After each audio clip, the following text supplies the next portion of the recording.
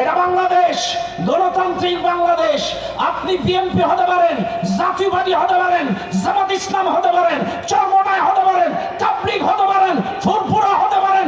এই দেশে যে কোনো দল করা আপনার ব্যক্তিগত ব্যাপার, কিন্তু স্পষ্টভাবে শুনুন, স্বৈরা শাসক আওয়ামী লীগ 16টা বছর ইসলাম, মুসলিম, কোরআন, সুন্নাহ, ইসলামী আন্দোলনের বিরোধিতা করার কারণে, আলেম ওলামার বিরোধিতা করার কারণে এই বাংলাদেশের জনগণ তাদেরকে নিক্ষেপ করেছে ভারতের বুকে। কাজে আগামীতেও কেউ যদি ইসলাম আর কোরআন হাদিস দিয়ে তাড়ামারা করেন, আপনাদেরকে বঙ্গোপসাগরে নিক্ষেপ করবে, তা পরোয়া করবে না।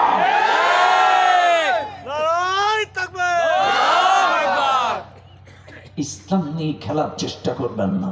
ইয়া আইয়ুহাল্লাযীনা আমানু দুখুলু ফিস-সিলমি কাফা ওয়া লা তাত্তাবিউ খুতুওয়াতিশ-শাইতান ইন্নাহু লাকুম আদুউম মুবিন। وقال تعالى إن الله وملائكته يصلون على النبي يا أيها الذين آمنوا صلوا عليه وسلموا تسليما اللهم صل على سيدنا مولانا محمد وعلى آل سيدنا حبيبنا محمد। আমরা নামাজে যে দুরূদ শরীফ পড়ি, সবাই মন খুলে দুরূদে ইব্রাহিম পাঠ করি। আল্লাহুম্মা সাল্লি আলা মুহাম্মদ ওয়া আলা আলি মুহাম্মদ কামা সাল্লাইতা আলা ইব্রাহিম ওয়া আলা আলি ইব্রাহিম ইন্নাকা হামিদুম মাজিদ। আল্লাহুম্মা বারিক আলা মুহাম্মাদিন ওয়া আলা আলি মুহাম্মদ কামা বারাকতা আলা ইব্রাহিম وعلى آل إبراهيم إنك حميد مجيد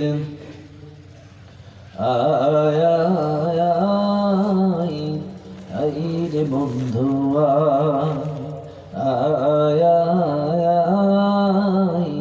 আইর বন্ধুয়া বন্ধু তোমায় ডাকছি আলোর পথে, বন্ধু তোমায় ডাকছি দিনের পথে। জান্নাতে যেতে চাই, সাথে তোমায় নিতে চাই। জান্নাতে যেতে চাই, সাথে তোমায় নিতে চাই। দিন কায়েমে চলো আমার সাথে, বন্ধু তোমায় ডাকছি আলোর পথে, বন্ধু তোমায় ডাকছি দিনের পথে। আল কোরআন হাদিসের পথে স্বপ্নে জীবন দিনে রাতে, নাজাতে পথ মসৃণ হবে, চিন্তা রবে না। আল কোরআন হাদিসের পথে স্বপ্নে জীবন দিনে রাতে, নাজাতে পথ মসৃণ হবে, চিন্তা রবে না। চিনলে তুমি সরল পথ, বদলে যাবে জীবন রথ।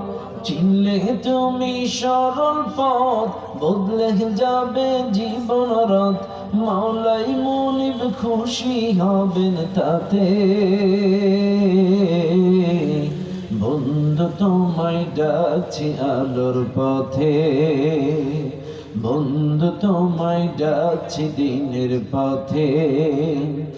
জান্নাতে যেতে চাই, সাথে তোমায় নিতে চাই। জান্নাতে যেতে চাই, সাথে তোমায় নিতে চাই। দিন কায়েমে চলো আমার সাথে, বন্ধু তোমায় যাচ্ছি আলোর পথে।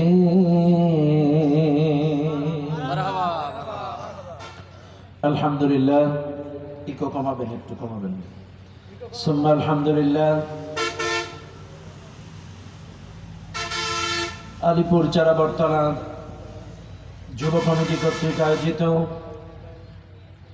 আজকের এই অষ্টম বার্ষিকী বিশাল ওয়াজ মাহফিলে সুযোগ্য সম্মানিত সভাপতি, ৭ নম্বর আলিপুর ইউনিয়নের সম্মানিত চেয়ারম্যান জনাব আলহাজ আব্দুর রউফ সাহেব,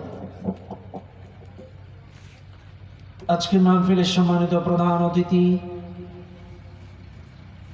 সাতক্ষীরার সকল মুসলমানদের হৃদয়ের স্পন্দন, গণমানুষের নেতা, হাজারো ছাত্রের উস্তাদ, উস্তাদজুল মুকররম সমবয়সী প্রখ্যাত আলেম জনাব মুহাদ্দিস আব্দুল খালেক সাহেব, আমরা দোয়া করছি আল্লাহ তাআলা হুজুরের নেক হায়াত বাড়ায় দিন, বলেন আল্লাহুম্মা আমিন।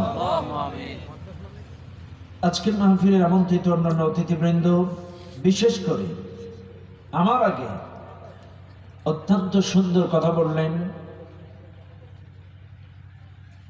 ছাত্র সংগঠনের অন্যতম সংগঠন বাংলাদেশ ইসলামী ছাত্র শিবিরের সাতক্ষীরা জেলা শাখার সম্মানিত শহর শাখার সম্মানিত সভাপতি প্রিয় ভাই জনাব আল মামুন সাহেব, আল্লাহ আমার ভাইকে মৃত্যুর আগ পর্যন্ত এই দ্বীনের পথে কবুল করুন, বলেন আমিন।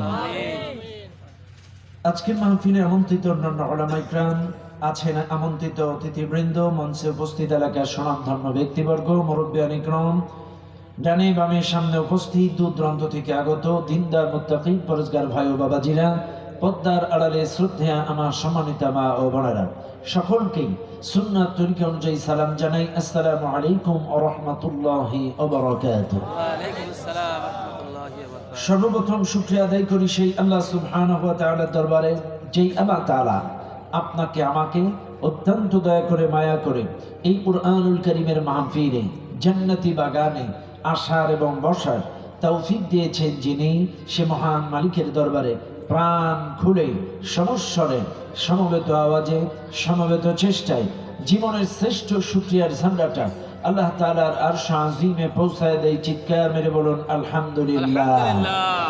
আর একটু জোরে বলুন আলহামদুলিল্লাহ।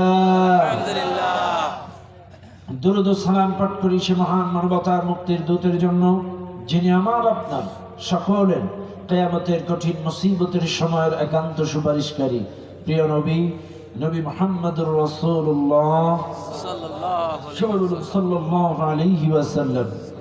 মাগফিরাত কামনা করি সেই সকল ভাইদের জন্য যারা দ্বীনের জন্য, ইসলামের জন্য প্রাণ দিয়ে শহীদ হয়েছেন। আল্লাহ তাআলা তাদের সকলকে জান্নাতুল ফিরদাউসের সর্বোচ্চ মর্যাদা দান করুন। চিৎকার মেরে বলেন আল্লাহুম্মা আমিন। আর জোরে বলেন আল্লাহুম্মা আমিন। সম্মানিত ভাইরা, আমি বুঝছি মেঘাচ্ছন্ন আকাশ ছিল সারাদিন, হঠাৎ বৃষ্টি। এই বৃষ্টির ভিতরে এই মাহফিলটা যে হচ্ছে, এটা আল্লাহ তাআলার অশেষ রহমত ছাড়া সম্ভব নয়। কথা ঠিক না? ভাইরা আমার, আমি বুঝতেছি আপনাদের বসতে কষ্ট হচ্ছে, ফাঁকা জায়গা পূরণ করা কি আপনাদের দ্বারা সম্ভব হবে?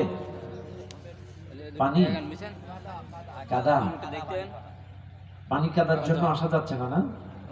আচ্ছা আচ্ছা, যারা দাঁড়িয়ে আছেন, বাইরে দাঁড়িয়ে আছেন, রাস্তায় দাঁড়িয়ে আছেন, বাইরে কত রাত কত দিকে কেটে গেছে, একটা দিন আল্লাহর জন্য, কোরআনের জন্য আসুন না, ভিতরে আসেন। যদি সুযোগ থাকে আপনারা ভিতরে চলে আসেন, দয়া করে ভিতরে আসেন যদি সুযোগ থাকে।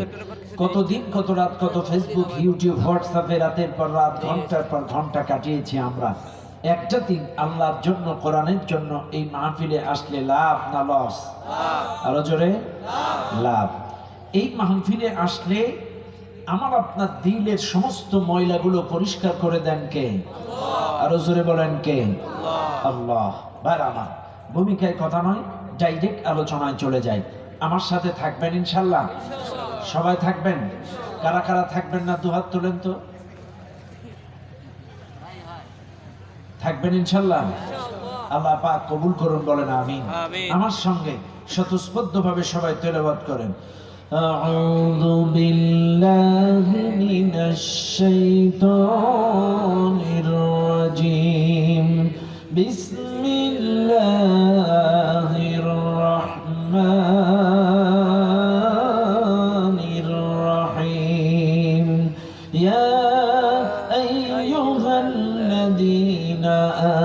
آمنوا ادخلوا في السلم كافة ولا تتبعوا خطوات الشيطان إنه لكم عدو মুবিন।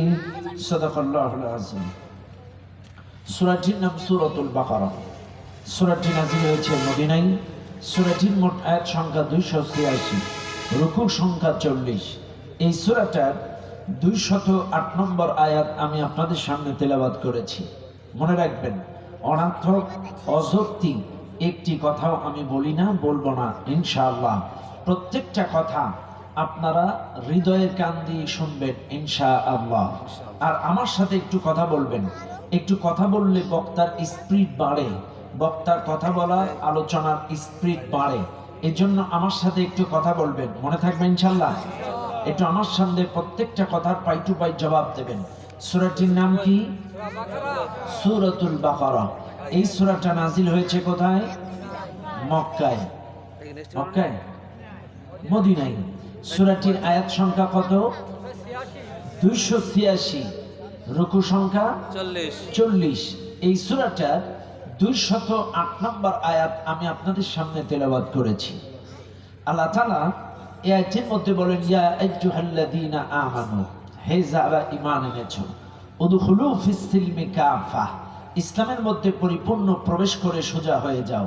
ওয়ালা তাত্তাবিউ খুতুওয়াতিশ শাইতান, শয়তানের ইত্তেবা অনুকরণ করো না। ইন্নাহু লাকুম আদুউম মুবিন, নিশ্চয়ই শয়তান তোমাদের প্রকাশ্য শত্রু। শাব্দিক অর্থ আমি আপনাদের সামনে বলে দিলাম। এবার আসেন বিস্তারিত আলোচনায় চলে যায়। আল্লাহ তাআলা বলেন, ইয়া আইয়ুহাল্লাযীনা আমানু, হে যারা ঈমান এনেছো। এই মাহফিলে যারা আছেন একটু মনোযোগ দিয়ে খেয়াল করবেন। আল্লাহ পাক বলেছেন, হে যারা ঈমান এনেছো। ঈমানদার কারা? একটু আগে কিন্তু আমি শুনছিলাম বাসায় বসে আমাদের আজকের মাহফিলের সম্মানিত প্রধান অতিথি, আমানতু বিল্লাহি ওয়া মালাইকাতিহি ওয়া কুতুবিহি ওয়া রুসুলিহি, ইনি আপনাদেরকে শোনাচ্ছিলেন। আমি আলোচনাগুলো শুনছিলাম, ভেতরে বসে কান ছিল মাইকের দিকে। আমি মনে করেছিলাম হুজুর হয়তো ভিতরে যাবে। দীর্ঘ 2 মাস হুজুরের সাথে সাক্ষাৎ হয়নি। এই সাতক্ষীরার মানুষের সাথে সাক্ষাৎ এই 2 মাস পরে। আমি আজকে সকালেই সাতক্ষীরায় এসেছি শুধু আমার মামুন ভাইয়ের জন্য, নাইলে আজকেও সাতক্ষীরায় আসা হইতো না। আজকে সাতক্ষীরায় ঢোকা, সকালেই আসছি আলহামদুলিল্লাহ। তো হুজুরের কথা আমি শুনছিলাম। বাইরে আমার আল্লাহ পাক বলছেন, হে যারা ঈমান এনেছো। এই মাহফিলে যারা আছেন আমরা সবাই ঈমানদার না? কথা বলেন, সবাই ঈমানদার? সন্দেহ আছে? কোনো সন্দেহ নেই। এখন আসেন আমি এক কথায় ঈমানের কয়েকটা স্তম্ভ আপনাদেরকে বলে দেই। আল ঈমান আন তুমিনা বিল্লাহ, 1 নম্বর আল্লাহর প্রতি ঈমান। 2 নম্বর ওয়া মালাইকাহ, ফেরেশতাদের প্রতি ঈমান। 3 নম্বর ওয়া কুতুবি, আল্লাহর কোরআনের প্রতি ঈমান। 4 নম্বর ওয়া রুসুলি, আল্লাহর রাসূলের প্রতি ঈমান। 5 নম্বর ওয়াল ইয়াউমিল আখির, আখিরাতের প্রতি ঈমান। 6 নম্বর ওয়াল কদরি খাইরিহি ওয়া শাররিহি, তকদিরের ভালো মন্দের প্রতি ঈমান। এই মাহফিলে যারা আছেন চাইলে ভালো করে বুঝবেন, 1 নম্বর কার প্রতি ঈমান? আল্লাহর প্রতি। আরো জোরে, আল্লাহর প্রতি। আল্লাহর প্রতি আপনাদের বিশ্বাস আছে না? আছে। আছে আছে? আছে। কি রকম? 100 আসেনি? আর মনে হয় না। শুনলেন দুনিয়ার মানুষ, আল্লাহর প্রতি ঈমানটা শুধু নামাজ পড়ার নামে ঈমান না, রোজা করাটার নাম ঈমান না, শুধুমাত্র হজ করাটার নাম ঈমান না। আল্লাহর প্রতি বিশ্বাসটার অর্থ হলো আল্লাহ যতগুলো আদেশ করেছেন 100 মানব, যতগুলো নিষেধ করেছেন 100 বর্জন করব। আদেশ আর নিষেধের গোলামি করার নাম হচ্ছে আল্লাহর প্রতি ঈমান। ওয়া'বুদ রাব্বাকা হাত্তা ইয়াতিয়াকাল ইয়াকিন, নিশ্চিত মৃত্যু আসার আগ পর্যন্ত এক আল্লাহর আদেশ আর নিষেধের গোলামি করার নাম হলো আল্লাহর প্রতি ঈমান। নিশ্চিত মৃত্যু আসার আগ পর্যন্ত, ওয়া'বুদ রাব্বাকা হাত্তা ইয়াতিয়াকাল ইয়াকিন, নিশ্চিত মৃত্যু আসার আগ পর্যন্ত এক আল্লাহর গোলামি করতে হবে। ইয়া ইবাদিয়াল্লাযীনা আমানু ইন্না আরদি ওয়াসিআতুন ফাইয়ায়া ফা'বুদুন। এই পৃথিবীটা যেখানেই আপনি থাকেন আপনি জঙ্গলে থাকেন, গোলামি করতে হবে আল্লাহ। নৌকায় থাকেন, আল্লাহ। সংসদে থাকেন, আল্লাহ। ব্যবসা করবেন, আল্লাহ। চাকরি করবেন, আল্লাহ। যেখানেই থাকেন না কেন জীবনের সব ক্ষেত্রে এক আল্লাহর আদেশ নিষেধের গোলামি করতে হবে। এর নাম আল্লাহর প্রতি ঈমান। 2 নম্বর ওয়া মালাইকা, আল্লাহর ফেরেশতাদের প্রতি বিশ্বাস। আল্লাহর ফেরেশতাদের প্রতি আমাদের বিশ্বাস আছে? আরো জোরে কোন আছে? আলহামদুলিল্লাহ। 3 নম্বর ওয়া কুতুবি, আল্লাহর কোরআনের প্রতি বিশ্বাস। এবারে আল্লাহর কোরআনের প্রতি আপনাদের বিশ্বাস আছে? সবাই বলেন আছে? সবার আছে? আচ্ছা, এখানে কিন্তু বিএনপি আছে, জাতীয় পার্টি আছে, জামাত আছে, তাবলিগ আছে, চরমনায় আছে, ফুরফুরা আছে, বিভিন্ন দলের মতের পথের তরিকার সিলসিলার মানুষ এই মাহফিলে আছেন। আপনারা কিন্তু সবাই বলেছেন যে এই কোরআনের প্রতি আমাদের বিশ্বাস আছে। এবার আসেন আমি একটু আপনাদেরকে মিলাইয়া দেই। আমি যেহেতু আপনাদের সবার এই কোরআনের প্রতি বিশ্বাস আছে, চাইলে আসেন তো কি রকম বিশ্বাস আছে আমি একটু মিলাইয়া দেই। এক, আমি মুমিন যদি ওয়াজ করি আকিমুস সালাহ আকিমুস সালাহ আকিমুস সালাহ, সালাত কায়েম করো, সালাত কায়েম করো, সালাত কায়েম করো, সালাত সালাত সালাত, নামাজ নামাজ নামাজ নামাজ নামাজ, নামাজ পড়ো নামাজ পড়ো নামাজ পড়ো। এ ওয়াজ যদি আমি করি, 2 ঘন্টা নামাজের বয়ান করলে একটা দলের মতের পথে তরিকার সিলসিলার মানুষ আমার পরে অসন্তুষ্ট হবে না। আমি যদি 2 ঘন্টা ওয়াজ করি হজের ব্যাপারে, ওয়ালিল্লাহি আলান নাসি হিজ্জুল বাইতি মান ইসতাতা ইলাইহি সাবিলা, 2 ঘন্টা যদি ওয়াজ করি হজের ব্যাপারে, আল্লাহ পাক যাদের উপরে হজ ফরজ করেছেন, আল্লাহর ঘর তাওয়াফ করার জন্য যাদের খরচ খরচা আছে, এখানে যাওয়া আসার সম্পত্তির মালিক যারা, তাদের উপরে হজ ফরজ। এই ফরজের ব্যাপারে যদি কথা বলি, 2 ঘন্টা ওয়াজ শুনলে, একটি মানুষও হজের ওয়াজ শুনলে রাগ করবে না। 2 ঘন্টা যদি ওয়াজ করি আমি রোজার ব্যাপারে, ইয়া আইয়ুহাল্লাযীনা আমানু কুতিবা আলাইকুমুস সিয়াম কামা কুতিবা আলাল্লাযীনা মিন ক্বাবলিকুম লাআল্লাকুম তাত্তাকুন। আমি রোজার ওয়াজ করলে একটি দলের মতের পথের মানুষ আমার পরে অসন্তুষ্ট হবে না। আমি যদি ওয়াজ করি কিয়ামত নিয়ে, ফালিয়াউমা লা তুজলামু নাফসুন শাইআন ওয়া লা তুজজাউনা ইল্লা মা কুনতুম তা'মালুন, ইযা যুলজিলাতিল আরদু জিলজালাহা ওয়া আখরাজাতিল আরদু আথকালাহা। কিয়ামতের বয়ান যদি 2 ঘন্টা করি, একটি দলের মতের পথের তরিকার লোক আমার পরে অসন্তুষ্ট হবে না। আমি যদি ওয়াজ করি জিকির নিয়ে, উযকুরুল্লাহ যিকরান কাসীরান ওয়া সাব্বিহুহু বুকরাতান ওয়া আসীলা, জিকিরের বয়ান যদি 2 ঘন্টা করি, একটি দলের মতের পথের তরিকার লোক আমার পরে অসন্তুষ্ট হবে না। কিন্তু আমি মুমিন, আমি যদি ওয়াজ করি আলা লাহুল খালকু ওয়াল আমর ইনিল হুকমু ইল্লা লিল্লাহ, জমিন যার, আইন চলবে তার, ওয়াজাহাদু ফি সাবিলিল্লাহ, আল্লাহর রাস্তায় জিহাদ করতে হবে, এই কথা শুনলে অনেক দলের লোক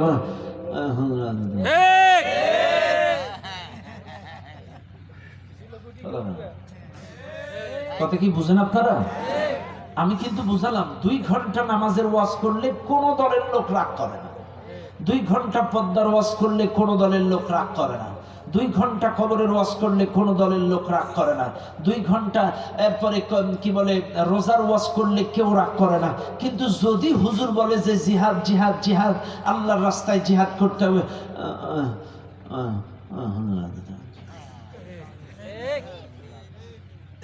কেন? আপনারা তো বললেন কোরআনের প্রতি আপনাদের বিশ্বাস আছে, তো নামাজের আয়াতটা যিনি নাজিল করেছে, পদ্মার আয়াত যিনি নাজিল করেছে, কিয়ামতের আয়াত যিনি নাজিল করেছে, দিন কায়েমের আয়াতটাও তো তিনিই নাজিল করেছেন। কথা বলেন না কেন? রিভাব বন্ধ করেন তো, রিভাব বন্ধ করেন। হ্যাঁ, দিন কায়েমের আয়াতটাও তো তিনি নাজিল করেছেন। তাহলে আজ রিভাব একটু কমাবেন কিন্তু, হ্যাঁ মনে রাখবেন, আপনাদেরকে বোঝানোর জন্য বলছি। ভাইরে, আপনারা যে বলেন কোরআনের প্রতি আমাদের বিশ্বাস আছে, ঈমান আছে, তো কি রকম বিশ্বাস করেন? আমাদের দেশের অনেক মুরব্বীরা এখন বলে কোরআনের মধ্যে রাজনীতি নেই, বলছে না অনেকে? অনেকে বলে কোরআনের মধ্যে রাজনীতি নেই, এই হুজুররা সব ধর্ম ব্যবসা করে, ধর্ম ব্যবসা করে, ধর্ম বেশি খায়, এরাই ধর্ম ব্যবসা করে। আচ্ছা ভাই, ধর্ম ব্যবসা কারে কয়? আমাদের এই দাড়ি তো 12 মাস, টুপি 12 মাস, জুব্বা 12 মাস। আমরা সেই যখন থেকে ইলমে দ্বীন শিখেছি, যখন থেকে ইসলামী আন্দোলন শুরু করেছি, একই কথা বলি কোরআন অনুযায়ী, আলা লাহুল খালকু ওয়াল আমর ইনিল হুকমু ইল্লা লিল্লাহ। জমিন যার, আইন চলবে তার। চাইলে সারা জীবন কথাও এক, এ দাড়িও 12 মাস, টুপিও 12 মাস, জুব্বাও 12 মাস, আমাদের নামাজও 12 মাস। কিন্তু আপনারা যে নির্বাচন আসলে একই আসরের নামাজ 2 পড়ায়, তাহলে ধর্ম ব্যবসায়ী আরা না তারা? এই আসতে কোন তারা? ধর্ম ব্যবসায়ী আমরা না তারা? ওরা। আমাদের এই টুপি 12 মাস, আমাদের এই জুব্বা 12 মাস, আমাদের এই দাড়ি 12 মাস। কিন্তু তোমরা যে নির্বাচন আসলে বিভিন্ন পীরের দরবারে যাও টুপি মাথায় দিয়ে, ধর্ম ব্যবসা ওইটা না এইটা? কথা না, ভুল বুঝবেন না, বোঝার চেষ্টা করেন। এই যে নির্বাচন আসতেছে, দেখবেন অনেকেই বাবা শাহজালালের দরগা থেকেই শুরু করে। আরে বাবা শাহজালাল কি চেয়ার নিয়ে বসে আছে নাকি? কথা ঠিক না? আশ্চর্য হয়ে যাবে। আমাদের কি বলে আমরা নাকি ধর্ম ব্যবসায়ী, আর কোরআনের মধ্যে নাকি কোনো রাজনীতি নেই। এই কপাল পোড়া, কোরআন তো পড়তেই পারে না, কোরআন তো এরা পড়তেই পারে না। আজকে আপনারা মিলান আমার সাথে। আপনি যখন মারা যাবেন, আপনার কবরে যে প্রশ্ন করা হলো হবে, এগুলো রাজনৈতিক প্রশ্ন না অরাজনৈতিক প্রশ্ন? একটু বলেন তো কি? আমাদের দেশের মানুষ মনে করে এগুলো ওয়াজ খালি শোনার, তাই শুনি। কিন্তু আপনাদেরকে একটু শিখায় যায়, একটা মানুষ মারা গেলে এর কবরে যে প্রশ্নগুলো করা হবে, এটা কি রাজনৈতিক না অরাজনৈতিক? 1 নম্বর প্রশ্ন হবে, আইন মেনেছো কার? মান রব্বুকা, তোমার রব কে? কার আইন মেনেছো? কথা না, আরো আসতে খান, আরো আসতে খান। আমি তো আশ্চর্য হয়ে যাই, মানুষ নামাজ পড়ে আল্লাহর গোলামি করে, অথচ আইন মানে মানুষের। কথা না, আমি তো অবাক হয়ে যাই, এতে তো ঈমানই নেই। খেয়াল করেন আপনারা একটু। তাইলে প্রথম প্রশ্ন, তুমি আইন মেনেছো কার? 2 নাম্বার প্রশ্ন, মান দীনুকা, তোমার দল কি ছিল? কথা কন, আরো আসতে কন। ইন্নাদ দীনা ইনদাল্লাহিল ইসলাম। ইসলাম ছাড়া, ইসলামী জীবন ব্যবস্থা ছাড়া আল্লাহর কাছে কোনো কিছুই কবুল হবে না। তুমি বলেছো কোরআনে রাজনীতি নেই, কোরআনে ইসলামী রাজনীতি নেই, এটা নেই সেটা নেই, এরা হুজুররা ব্যবসা করে। তা তোমাকে যখন কবরে জিজ্ঞাসা করবে তোমার দিন কি, তখন তুমি কি বলবে? আওয়ামী লীগ, জাতীয় পার্টি, কি বলবে? বেয়াদবি মাফ করবেন, আমার কথাগুলো বোঝার চেষ্টা করবেন। এটা কি রাজনৈতিক না অরাজনৈতিক? রাজনৈতিক। হ্যাঁ, চাইলে আপনাকে প্রশ্ন করা হবে, মান দীনুকা, তোমার দিন কি, তোমার দল কি ছিল? 3 নম্বর প্রশ্ন হবে, তোমার নেতা কে ছিল? এবার আপনারা বলেন, আপনার নেতা কে ছিল? সুদখোর, ঘুষখোর, চাঁদাবাজ, সন্ত্রাস, নাকি নবীওয়ালা, কোরআনওয়ালা, আল্লাহওয়ালা? যাদের কারা ছিল? তোমার নেতা কে ছিল? মান নাবিয়ুকা, যখন তোমাকে প্রশ্ন করবে তুমি কি জবাব দেবে? কাকে নেতা মেনেছো? তুমি তো বিশ্ব নবীকে নেতা মানো নাই। আজ বিশ্ব নবী নাই, কিন্তু নবীর উত্তরসূরিরা আছে, নবীর ওয়ারিসরা আছে, ওয়ারাসাতুল আম্বিয়া তারা আছে, কিন্তু তাদেরকে তুমি নেতা মানতে পারো নাই। আজকে আমাদের উস্তাদ, হাজারো ছাত্রের উস্তাদ, যার মুখের দিকে তাকাইলে মনে হয় আরে কি সোনার মানুষ, এই মানুষটাকে তুমি নেতা মানতে পারো নাই। আর কবরে যে তুমি কেমনে বলবা? কারণ কবরে তোমার প্রশ্ন হবে তোমার নবীকে। কাজী সেই নবীর উত্তরসূরিদেরকে যদি নেতা না মানেন, নবীকে যদি নেতা না মানেন, নবীর ওয়ারিসদেরকে যদি নেতা না মানেন, সব মানুষগুলোকে যদি নেতা না মানেন, আপনি কবরে জবাব দেবেন কেমনে? ভাইরে বুঝবেন, কিন্তু আমি বোঝানোর জন্য বলছি, রাগ করবেন না। আজকে আমার নবী যখন ক্ষমতার মসনদে বসেছিল, ক্ষমতায় গিয়েছিল। যারা বলে কোরআনের মধ্যে রাজনীতি নাই, এদেরকে বোঝানোর জন্য বলছি কথাটা। যারা বলে একথা কোরআনে রাজনীতি নাই, আমার নবী যখন ক্ষমতায় গেল 3টা চেয়ারের মালিক ছিল আমার নবী। 1 নাম্বার রাষ্ট্রের প্রধান চেয়ারটা ছিল আমার নবী। 2 নাম্বার যে চেয়ারটা ছিল সেটা সামরিক বাহিনীর প্রধান চেয়ারটা ছিল আমার নবী। 3 নাম্বার যে চেয়ারটা, এই চেয়ারটা ছিল বিচার ব্যবস্থার চেয়ারটা ছিল নবীর। অর্থাৎ আইন মন্ত্রণালয়ের চেয়ার ছিল নবীর আন্ডারে, স্বরাষ্ট্র মন্ত্রণালয়ের চেয়ার ছিল নবীর আন্ডারে, রাষ্ট্রের প্রধান চেয়ারটা ছিল নবীর আন্ডারে।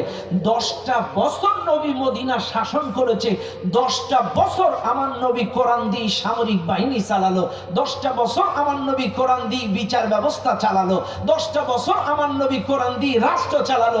এরপরেও যে বা যারা বলে কোরআনে রাজনীতি নাই, এর কুনুকু চোখে কুনুকু হয়েছে।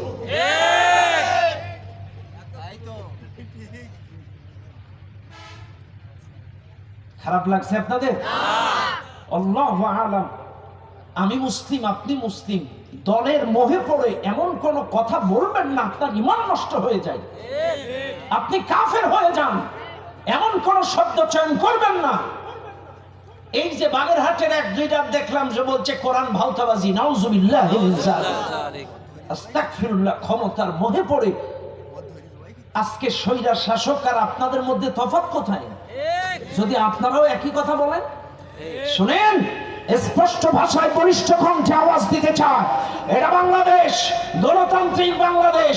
আপনি বিএনপি হতে পারেন, জাতীয়বাদী হতে পারেন, জামাত ইসলাম হতে পারেন, চরমোনাই হতে পারেন, তাবলীগ হতে পারেন, ফুরফুরা হতে পারেন।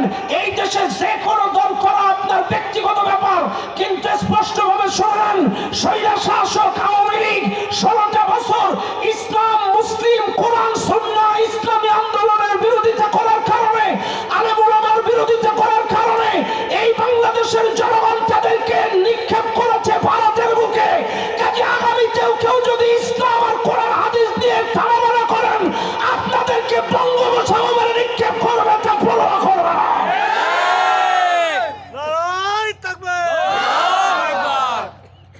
ইসলাম নিয়ে খেলার চেষ্টা করবেন না। চোখ রাঙানোর সময় এখন আর নাই। তখন ঠিক না বেটি? চোখ রাঙানোর সময় নাই। কথায় আছে ওই যে আপনার কি, আপনি এ ভাই ইকো একটু কমায় দেবেন, রিভার্ব একটু কমায় দেবেন, ঠিক আছে? একটু স্পষ্ট, আমি শুধু স্পষ্ট চাচ্ছি, বেশি প্রতিধ্বনি দরকার নেই। হ্যাঁ, খেয়াল করবেন, আমি যে কথাগুলো আপনাদেরকে বোঝানোর চেষ্টা করছি, প্রত্যেকটা কথা একটু আমার সঙ্গে বোঝার চেষ্টা করবেন। ওই যে কথায় আছে না, ওই যে বাঘের সাথে বাস করে জঙ্গলে থেকে মানুষ 16টা বছরে রক্ত দিয়ে জেল খেটে জুলুম স্বীকার করে এই পর্যন্ত আসা মানুষ আমরা। কাজী এখনো যদি চোখ রাঙান সেটা কিন্তু ভালো হবে না। কথা কন ঠিক না বেটি? কাজী আপনাদেরকে স্পষ্টভাবে বলি, কাজী ভুল বোঝাবুঝির কোনো সুযোগ নাই। ভুল বোঝাবুঝি কোনো সুযোগ আছে? সুযোগ নাই। কার সাথে ভুল বুঝবেন, কাদের সাথে ভুল বুঝবেন, কাদের সাথে গ্রুপিং করবেন, কাদের সাথে মারামারি করবেন, কাদের সাথে দলাদলি করবেন। আজকে একে গালি দিচ্ছেন, ওকে গালি দিচ্ছেন, একে কাদা ছুটছেন, ওকে কাদা ছুটছেন, কার ক্ষতি হচ্ছে? অন্যের জন্য গর্ত খুললে নিজে গর্তই পড়তে হয়। অন্যের জন্য গর্ত খুললে নিজেই সেই গর্তে পড়তে হয়। বাবাজি, সবে কদরের রাতে এক ব্যক্তি দোয়া করছে, আল্লাহ আমার বাড়ির পাশের লোকের একটা সাদা ঘোড়া আছে, বাড়ি গিয়ে যেন দেখি ঘোড়াটা মারা গেছে। ইমাম সাহেবটা এই দোয়া শুনে ফেলছে। ইমাম সাহেব বলছে, ভাই আপনি এটা কি দোয়া করলেন আজকে একটা ভালো রাত? বলছে, দেখেন আমি যে কেন দোয়া করলাম আপনি তো জানেন না। বলছে, কেন? বলছে, আমি তখন বিয়ে করিনি, খুব শখ ছিল ঘোড়ার পিঠে উঠে বিয়ে করতে যাব। আমার বাড়ির পাশের একটা লোকের সাদা ঘোড়া ছিল। আমি আরে বললাম, তুমি বিয়ের দিন 2-3 ঘন্টার জন্য ঘোড়াটা ধার দিবা, বিয়ে করে বরযাত্রী যাব, বিয়ে করে এসে তোমার ঘোড়াটা আবার রিটার্ন দেব।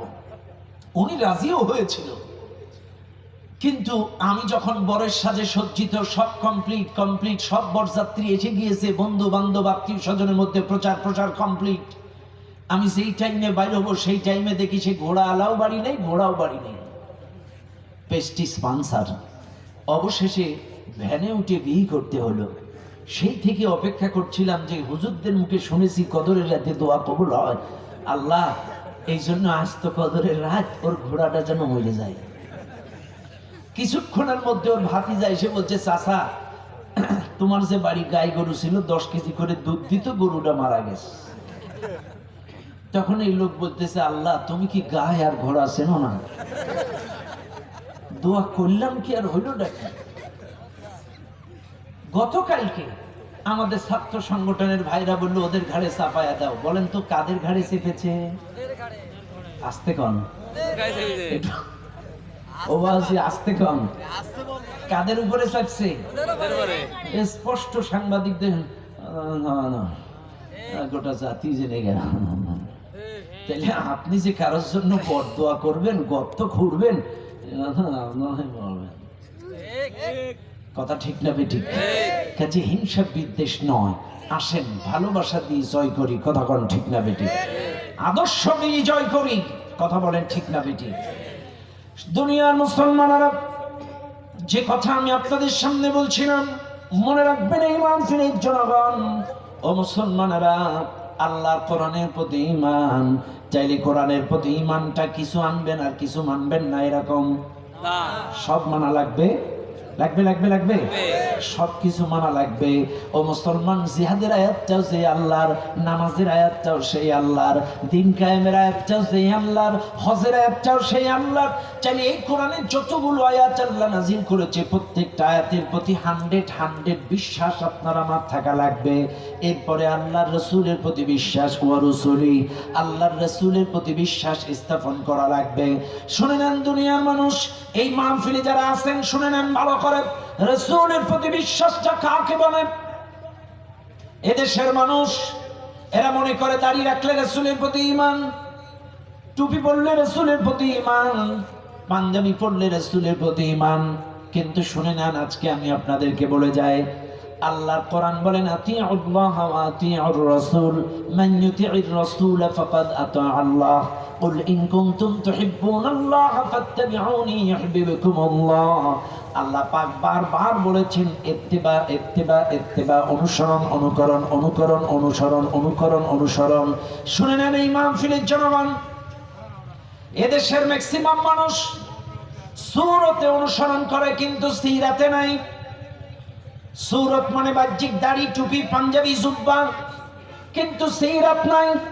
তাকান ম্যাক্সিমাম মুসলমানের দিকে তাকান, সূরত ঠিক আছে, দাড়ি ঠিক আছে, জুব্বা ঠিক আছে, পাঞ্জাবি ঠিক আছে, কিন্তু সিরাত ঠিক নাই, রাস্তা ঠিক নাই। রাস্তা কাকে বলে? ও মুসলমান, একটা হলো সূরত, অর্থাৎ টুপি, দাড়ি, পাঞ্জাবি, পাগড়ি, এটা রাসূলের মতো, এটা হলো সূরত। আর সিরাত হলো রাস্তা, সিরাত হলো পথ। কোন পথ? যেই পথে আমার নবী দিন কায়েমের আন্দোলন করলো, যেই পথে দ্বীনের দাওয়াত দিতে যে শিয়া আবি তালিবের জেলখানায় গেল, যেই পথে চলতে গিয়ে আমার নবী জন্মভূমি মক্কা ছেড়ে মদিনায় গেল, যেই পথে চলতে গিয়ে আমার নবী অহুদ, বদর, খন্দকে দাঁত ভেঙে রক্ত ঝরালো, যেই পথে চলতে গিয়ে আমার নবী চেয়ার পরিবর্তন করে সমতার এই কোরআনী শাসন প্রতিষ্ঠা করলো। আজকে শুনে নেন, এদেশের মানুষ খুব ভালো জানে, সূরতের জন্য কারণ মার খাওয়া লাগে না, সূরতের জন্য কারো জেলে যাওয়া লাগে না, সূরতের জন্য কারো রক্ত দেওয়া লাগে না, সূরতের জন্য কারোর জীবন দেওয়া লাগে না, দাড়ির জন্য, টুপির জন্য, জুব্বার জন্য জেল খাটা লাগে না, বাড়ি ছাড়া লাগে না, ঘর ছাড়া লাগে না। কিন্তু যখন মানুষ আল্লাহর নবীর রাস্তায়, সিরাতের রাস্তায়, কোরআনের রাস্তায়, নবীর রাস্তায় যখন চলবে, অবশ্যই মাইর খাওয়া লাগবে, বাড়ি ছাড়া লাগবে, ঘর ছাড়া লাগবে। 16 বছর প্রকৃত ইসলামী আন্দোলনের মানুষেরা বাড়িতে থাকতে পারে না। কথা বলেন ঠিক না বেঠে? দাড়ি রাখার অপরাধে কাউকে বাড়ি ছাড়া লাগে নাই, দাড়ি রাখার অপরাধে কারোর নামে 10টা মামলা হয় নাই, টুপি পরার কারণে কাউকে হিজরত করা লাগে নাই, জেলে এই দাড়ি টুপি জুব্বার জন্য কারোর জেলখানা লাগে নাই। কিন্তু যে বাজারা রাসূলের রাস্তায় চলেছে, কোরআনের রাস্তায় চলেছে, হকের রাস্তায় চলেছে, তারাই বাড়িতে থাকতে পারে না।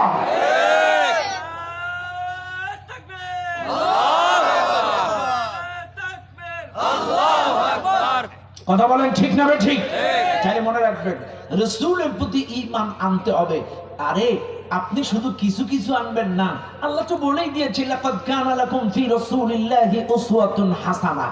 আল্লাহ পাক বলছেন অবশ্যই তোমাদের জন্য রাসূলুল্লাহর মধ্যেই রয়েছে উত্তম আদর্শ।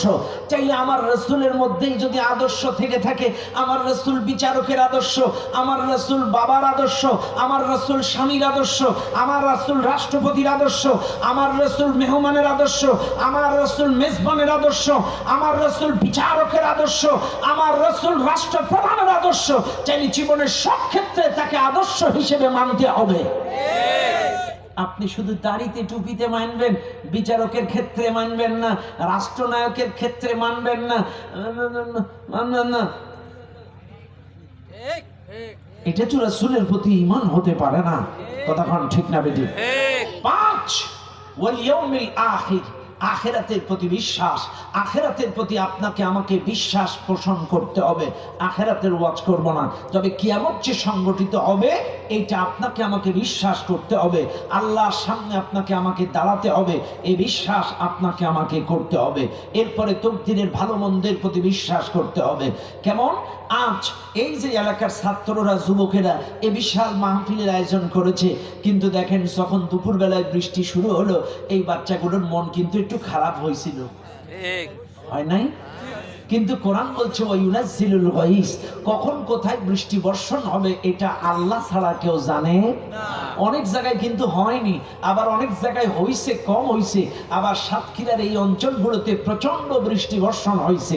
কাজী এই যে তকদিরের ভালো এবং মন্দ দুটোটাই আপনাকে আমাকে বিশ্বাস করা লাগবে। ব্যাস, চাইলে আমি ঈমান বোঝাচ্ছিলাম। আল্লাহ পাক বলছেন ইয়া আইয়ুহাল্লাযীনা আমানু, হে যারা ঈমান এনেছো। এবার আসেন ভালো করে বুঝবেন, হে যারা ঈমান এনেছো, ঈমানদার কারা? আল্লাহর প্রতি বিশ্বাস, রাসূলের প্রতি বিশ্বাস, ফেরেশতাদের প্রতি বিশ্বাস, আখিরাতের প্রতি বিশ্বাস, তকদিরের ভালো মন্দের প্রতি বিশ্বাস, কোরআনের প্রতি বিশ্বাস। এই বিশ্বাসগুলো যদি 100 থাকে, আল্লাহর দৃষ্টিতে আপনি প্রকৃত ঈমানদার। আর আল্লাহ পাক ওই সকল ঈমানদারদেরকেই বললেন ইয়া আইয়ুহাল্লাযীনা আমানু, হে যারা ঈমান এনেছো, উদখুলু ফিস সিলমি কাফা, ইসলামের মধ্যে পরিপূর্ণ প্রবেশ করো।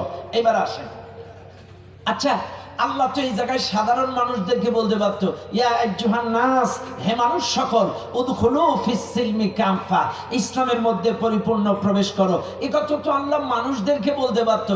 চাইলে এখানে নামাজি, বেনামাজি, সুদখোর, ঘুষখোর, গাঁজাখোর সব লোক ঢুকে যাইতো, চাইলে কোনো আপত্তি ছিল না।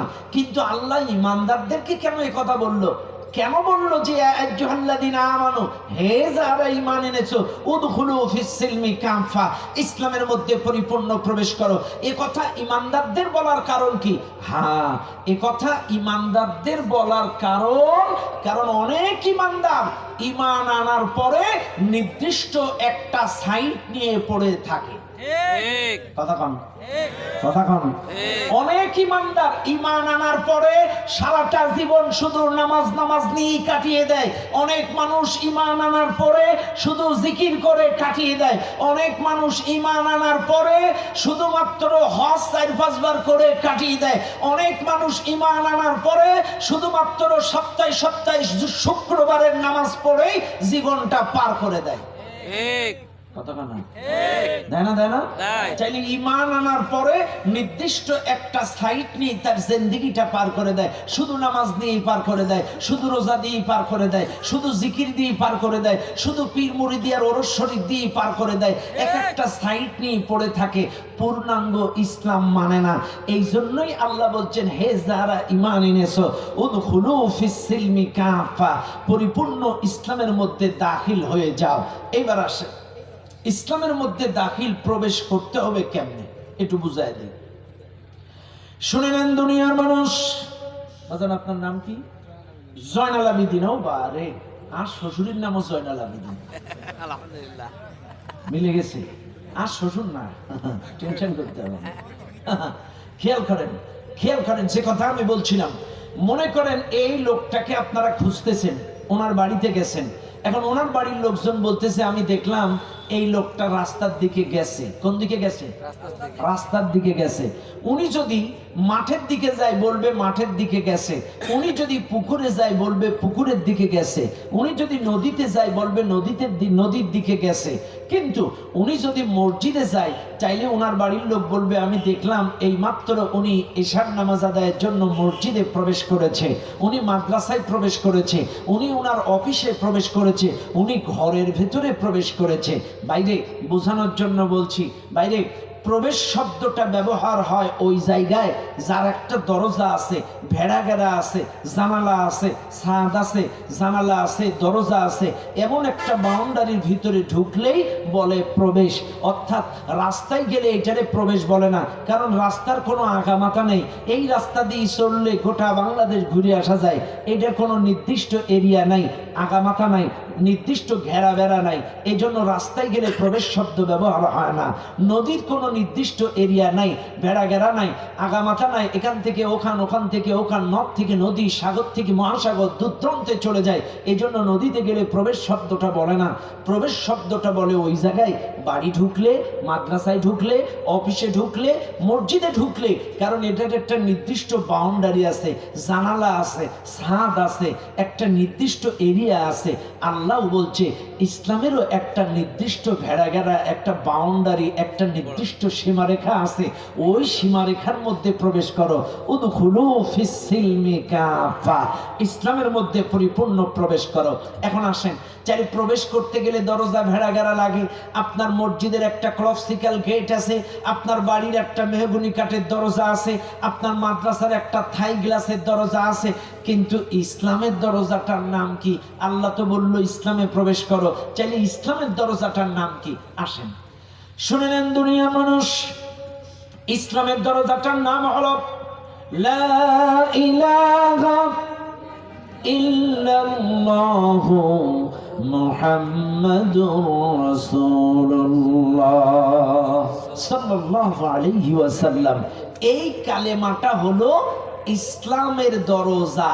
কেউ মুসলিম হোক আর অমুসলিম হোক, হিন্দু হোক আর বৌদ্ধ হোক, খ্রিস্টান হোক আর যে ধর্মের হোক, যদি ইসলামে প্রবেশ করতে চায় এই কালেমাটা মনে প্রাণে বাস্তবে বিশ্বাস করে ইসলামের মধ্যে প্রবেশ করতে হয়। লা ইলাহা ইল্লাল্লাহ, আল্লাহ ছাড়া আইনদাতা নাই। লা ইলাহা ইল্লাল্লাহ, আল্লাহ ছাড়া মাবুদ নাই। লা ইলাহা ইল্লাল্লাহ, আল্লাহ ছাড়া বিধানদাতা নাই। লা ইলাহা ইল্লাল্লাহ, আল্লাহ ছাড়া ইলাহ নাই। এই কালেমাটা মনে প্রাণে বাস্তবে প্র্যাকটিক্যালি বিশ্বাস করে ইসলামের মধ্যে প্রবেশ করতে হয়। এইবার আপনারা বুকে হাত দেন, আল্লাহ ছাড়া আইনদাতা নাই। ভালো করে খুঁজবেন, আল্লাহ ছাড়া কি নাই? আইনদাতা নাই। এই কালেমার অর্থ। এইবার বলেন, আপনারা কি আল্লাহর আইন মানেন? মানেন? এইটা একটু বুঝাই দেই। এখন আপনারা বলবেন, হুজুর 1971 সালে বাংলাদেশ স্বাধীন হয়েছে, স্বাধীনতার পর থেকে 54 বৎসরে বাংলাদেশে কখনোই কোরআনের আইন প্রতিষ্ঠা হয়নি, তাইলে আমরা আইনটা মানব কি করে? এখন আপনাদের প্রশ্ন থাকতে পারে, প্রশ্নের জবাব শুনে নেন। যেই দেশে আল্লাহর কোরআনের আইন আছে, যে দেশে কোরআনী শাসন প্রতিষ্ঠা আছে, ওই দেশে যদি কেউ ইসলাম কবুল করে তাদের কাজ হবে কালেমা পড়ার সাথে সাথে আল্লাহর কোরআনী শাসন ব্যবস্থা মেনে নেওয়া, আল্লাহর আইন মেনে নেওয়া। ওই দেশের মুসলমানের কাজ হবে। আর যে দেশে কোরআনী শাসন প্রতিষ্ঠা নাই, যে দেশে ইসলাম প্রতিষ্ঠা নাই, ওই দেশের মুসলমানের কাজ হবে লা ইলাহা ইল্লাল্লাহ, এই কালেমা পড়ার সাথে সাথে মৃত্যুর আগ পর্যন্ত এই জমিনে আল্লাহর আইন প্রতিষ্ঠার চেষ্টা করা। কথা ক্লিয়ার? ভালো করে বুঝবেন। আমি কিন্তু আবারও বলছি, কালেমা দিয়ে শুধু 5000 কালেমা পড়ে কারোর মৃত্যুবার্ষিকীতে দাওয়াত খেতে যাবেন, এর নাম মুসলমান না। কালেমা পড়ে জিকির করে মসজিদের দেওয়াল কাঁপাবেন, এর নাম মুসলমান না। কালেমা পড়ে শুধুমাত্র ওরস শরীফে খুঁটিতে উঠবেন, এর নাম মুসলমান না। কালেমাটা মনে প্রাণে বাস্তবে বিশ্বাস করতে হবে। লা ইলাহা ইল্লাল্লাহ, আল্লাহ ছাড়া আইনদাতা নাই, বিধানদাতা নাই, মাবুদ নাই। এইবার আপনারা বুকে হাত দিয়ে প্রশ্ন করেন, আপনি যে মসজিদে বলেন ইয়্যাকা না'বুদু ওয়া ইয়্যাকা নাস্তাঈন, তোমারই গোলামি করি, তোমারই সাহায্য চাই, এটার অর্থ কি?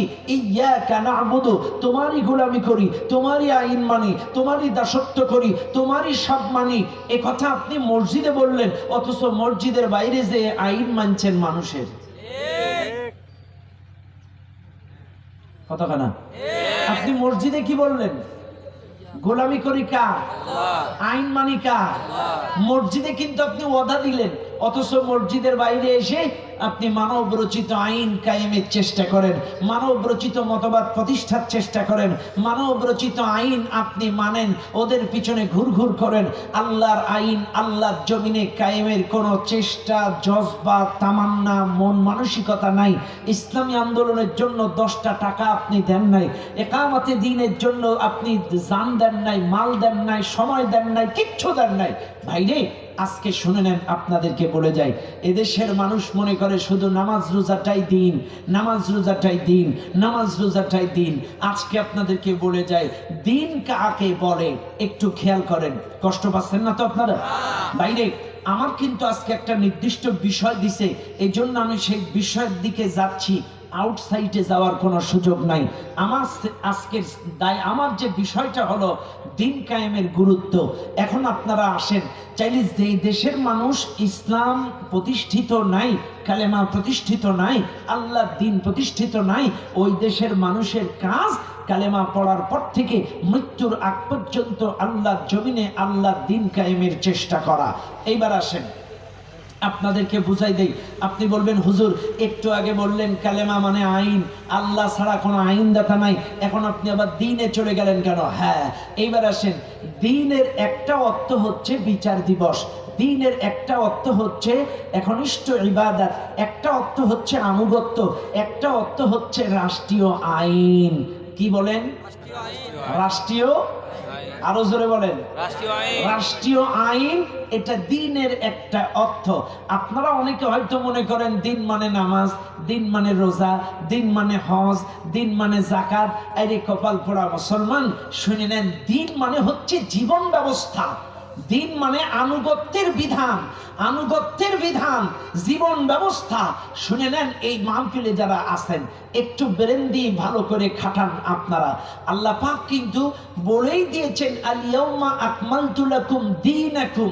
আল্লাহ পাক বলছেন, তোমাদের জন্য আনুগত্যের বিধানটাকে পরিপূর্ণ করে দিলাম। কেন পরিপূর্ণ করে দিলাম? কারণ তোমাদের অর্থনীতি, রাজনীতি, সমাজনীতি, সংস্কৃতি, শিক্ষানীতি, পরিবার নীতি কোন জায়গায় যেন আর ইহুদি, খ্রিস্টান, বেজাতিদের সভ্যতা সংস্কৃতির অনুসরণ করা না লাগে, কাফেরদের জীবন ব্যবস্থার অনুসরণ করা না লাগে। আমি এই জন্যই তোমাদের জন্য দিনটাকে পরিপূর্ণ করে দিলাম, আনুগত্যের বিধানটাকে পরিপূর্ণ করে দিলাম, জীবন ব্যবস্থাটাকে পরিপূর্ণ করে দিলাম। শুনে নেন, এই মাহফিলে যারা আছেন একটা একটা করে খেয়াল করেন। আপনাদের হয়তো খারাপ লাগতে পারে, কারণ আমি কিন্তু কেচ্চা কাহিনী বলা বক্তা না। আমি আবারও বলছি, আমি কিন্তু কেচ্চা কাহিনী বলি না, যা বলি কোরআন হাদিস দিয়ে বলি। শোনেন, চাইলে দ্বীনের একটা অর্থ আনুগত্য করা, একটা অর্থ রাষ্ট্রীয় আইন, একটা অর্থ বিচার দিবস, প্রতিদান, প্রতিফল, আর একটা অর্থ হচ্ছে জীবন ব্যবস্থা। এইবার আসেন, এই মাহফিলে যারা আছেন অনেকেই আজকের বাংলাদেশে বলে, আরে ধুর, তোমরা কি জিহাদ জিহাদ জিহাদ জিহাদ জিহাদ করো? আরে নামাজ পড়ো, সব লোক নামাজি হয়ে গেলে এ দেশে দিন কায়েম হয়ে যাবে। বলে না? বেয়াদবি মাফ করবেন। আরে ভাই, নামাজ কায়েম হলে দিন কায়েম হবে, এ কথা আপনাদের কে শিখালো? নামাজ কায়েম হলে দিন কায়েম হবে এ কথা ভুল। যদি দিন কায়েম হয়ে যায় সব কায়েম হয়ে যাবে, কিন্তু নামাজ কায়েম হয়ে গেলে পূর্ণাঙ্গ দিন কায়েম হবে না। নামাজ কায়েম হলেই যদি সব পরিবর্তন হতো, আমাদের শামীম ওসমানের কি পরিবর্তন হয়েছে? এ তো 72 টাকা করে তাহাজ্জুদ করছে। কথা না? হ্যাঁ, 70-80 রাকাত তাহাজ্জুদ নামাজ পড়ছে, এক এক রাকাতে 3 সেজদা মারছে।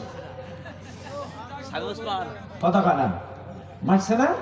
এক এক রাকাতে 3 সেজদা মারছে। চাইলে নামাজ পড়লেই যদি পরিবর্তন হয়ে যাবে, স্বামী উসমানের পরিবর্তন হয়নি কেন? আচ্ছা, এটা বাদ দিলাম। আসেন তো আমাদের ম্যাডামের দিকে। যে ম্যাডাম পালায় গেছে, এই ম্যাডামও তো নামাজ পড়তো, কোরআন দিয়ে দিন শুরু করতো, তার কি পরিবর্তন হয়েছে? 28 লক্ষ কোটি টাকা পাচার করেছে এই দেশ থেকে। 28 লক্ষ কোটি টাকা, হাজার হাজার ছাত্র খুন, হাজার হাজার আলেম খুন। আপনারা আয়না ঘরে জলজন্ত প্রমাণ দেখেছেন। চাইলে এই লোকটা তো নামাজি, চাইলে তার কি পরিবর্তন হয়েছে? এইবার আসেন আমাদের দরবেশের দিকে যাই।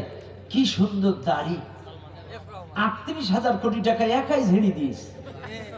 চাইলে এর নামাজে কি পরিবর্তন হয়েছে? এসালন গ্রুপ 80,000 কোটি টাকা মেরে দিয়েছে। এসালন গ্রুপের যে মাসুদ, ইসলামী ব্যাংকের 80,000 কোটি টাকা মেরে দিয়েছে ও একাই। 80,000 কোটি টাকা সরাইয়া দিয়েছে ইসলামী ব্যাংক থেকে, পরিকল্পিতভাবে ইসলামী ব্যাংকের অর্থ সরাইয়া দিয়েছে। বাইরে নামাজ পড়লেই যদি সব কায়েম হয়ে যাবে, বাইতুল মুকাররমের মসজিদের যে খতিব সাহেব ছিল রুহুল আমিন সাহেব, ইনি কি নামাজি না বেনামাজি? নামাজি। তাইলে ওনার কি পরিবর্তন হয়েছে? বলাই গেল এই কথা বল, ওনার কোনো পরিবর্তন হয়েছে? আমার কথা খুঁজ রাগ করবেন না আপনারা, আমার প্রত্যেকটা কথা বোঝার চেষ্টা করবেন। এ ভাই আপনি তাকান, আপনি তাকান সিরিয়ার দিকে তাকান। সিরিয়ার স্বৈরাচার শাসক বাশার আল আসাদ, বাশার আল আসাদ 24 বছর স্বৈরাচার শাসন চালানোর পরে পালায় গেছে। একটা মসজিদের ইমামও পালায়নি, খতিবও পালায়নি, বাস ও নিজে পালাই গেছে। আচ্ছা, আফগানিস্তানের দিকে তাকান। আফগানিস্তানের স্বৈরা শাসক আশরাফ আল গনি 20 বছর স্বৈরা শাসন চালানোর পরও নিজস্ব ফ্লাইটে পালায় গেছে। আফগানিস্তানের কোনো ইমাম বা খতিব পালায়নি। আচ্ছা বুঝলাম। এবার আসেন বাংলাদেশের দিকে আসি। বাংলাদেশের স্বৈরা শাসক খুনি হাসিনা পালায় গেছে, কিন্তু বাইতুল মুকাররমের ইমাম তুই পালালি কেন?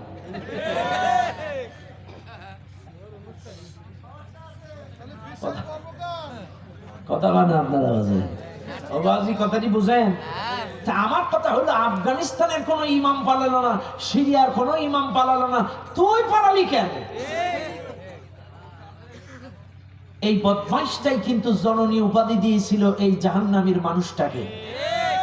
জননী উপাধি দিয়েছিল এই রুহুল আমিন সাটুকারি, এই জননী উপাধি দিয়েছিল ম্যাডামকে।